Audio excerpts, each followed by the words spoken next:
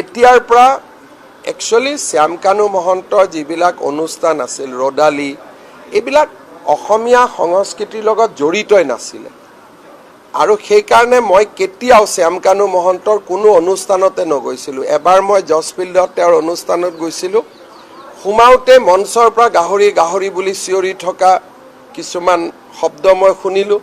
তেতিয়া মই দেখিলোঁ ইয়াত বিহুৰ লগত কি সম্পৰ্ক আছে। মই গেটৰ পৰাই ওলাই গুচি আহিলোঁ। গতিকে মই মোৰ সমস্ত পলিটিকেল কেৰিয়াৰত এবাৰ তেওঁ পাতা দিল্লীত অনুষ্ঠান এটা গৈছিলোঁ 8 বছৰ আগতে।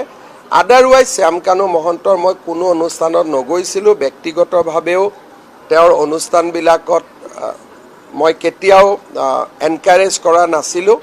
সেইকাৰণে আৰু জুবিনক লৈ যিখিনি ঘটনা হ'ল, ৰাজ্য চৰকাৰে সিদ্ধান্ত লৈছে যে শ্যামকানু মহন্তৰ কোনো অনুষ্ঠানক ৰাজ্য চৰকাৰে ফাণ্ডিঙো নকৰে, জড়িতও হৈ নাথাকে আৰু অসমত আমি তেওঁক কোনো অনুষ্ঠান কৰিব নিদিওঁ। দ্বিতীয়তে ভাৰত চৰকাৰকো আমি জনাই দিছোঁ যে তেওঁক যাতে কোনো ধৰণৰ স্পন্সৰশ্বিপ বা ডিৰেক্টলি ইনডাইৰেক্টলি তেওঁক যাতে পেট্ৰনাইজ নকৰে, কাৰণ তেওঁৰ অনুষ্ঠানবিলাকে আমাৰ অসমীয়া সংস্কৃতিক প্ৰতিনিধিত্ব নকৰে।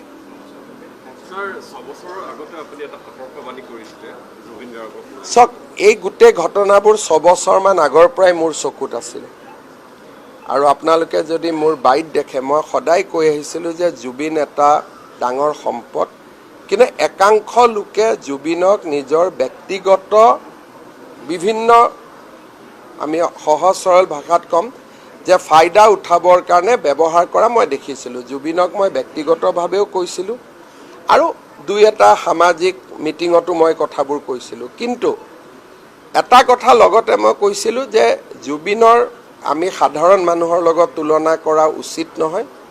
সাধাৰণতে আৰ্টিষ্ট মানুহবিলাকৰ ব্যৱহাৰ সাধাৰণ মানুহৰ দৰে নহয়। তেওঁলোকৰ চিন্তা ভাৱনা অলপ ওপৰত থাকে, বেলেগ ধৰণে থাকে আৰু মোৰ জুবিনৰ ওপৰত মই দিয়া কেইবাটাও বক্তব্য তেখেতৰ জীৱিত কালত সামাজিক মাধ্যমত বা বিভিন্ন ধৰণে উপলব্ধ, আপোনালোকে গোটেইকেইটা পঢ়িব পাব। আৰু জুবিনৰ প্ৰতি মোৰ মনৰ যিটো ভাৱ আছিলে সেইটো আপোনালোকে বহুত ক্ষেত্ৰত দেখিছে। কিন্তু যিসকলৰ এটা চাৰ্কেল আছিলে সেই চাৰ্কেলটোক লৈ মোৰ যেনেকৈ আজি ৰাইজে প্ৰশ্ন তুলিছে, মই 6 বছৰ আগতে সেইটো প্ৰশ্ন তুলিছিলোঁ। আৰু এটা কথা আমি কৈ থৈ দিওঁ যে যোৱা সংসদীয় ইলেকশ্যনত শ্যামকানু মহন্তৰ প্ৰত্যেকটো পোষ্ট আপোনালোকে পঢ়িব, থ্ৰ' এণ্ড থ্ৰ' তেওঁ নৰেন্দ্ৰ মোদী আৰু আমাক বিৰোধিতা কৰিয়ে সামাজিক মাধ্যম চলাই গৈছিল। যোৱা MP ইলেকশ্যনৰ সময়ত তেওঁৰ যদি শ্যামকানু মহন্তৰ গোটেই পোষ্টবিলাক দেখে, তেওঁ গোটেই পোষ্টত নৰেন্দ্ৰ মোদী আৰু আমাক সমালোচনা কৰা আৰু ইলেকশ্যনত বিজেপি হাৰিব বুলি প্ৰেডিকশ্যন কৰা তেওঁৱেই মেইন মানুহ আছিলে। আৰু তেওঁৰ লগত মই ব্যক্তিগতভাৱে কথাও নাপাতিছিলোঁ। মোৰ মোবাইলত অজস্ৰ মেছেজ আছে, মই তেওঁক এটা ৰিপ্লাইও নিদিছিলোঁ। গতিকে তেওঁৰ ওপৰতো মোৰ যিটো দৃষ্টিভংগী তেওঁ নিজেও জানে। মই বহুত দিন তেওঁক কৈছোঁ যে তোমাৰ যিটো তুমি কৰা এইটো উচিত নহয় আৰু অসমখনক লৈ যিটো সংস্কৃতিৰ নামত যিটো অপসংস্কৃতি, সেইটো মই কেতিয়াও ছাপোৰ্ট কৰা নাছিলোঁ আৰু সেইকাৰণে শ্যামকানু মহন্তৰ লগত মোৰ বহুত বেছি সম্পৰ্ক নাছিল। কিন্তু অসমখন কিমান ডাঙৰ, ইজনে সিজনৰ লগততো ক'ৰবাত নহয় ক'ৰবাত গা খুন্দিয়াবলগীয়া হয়েই।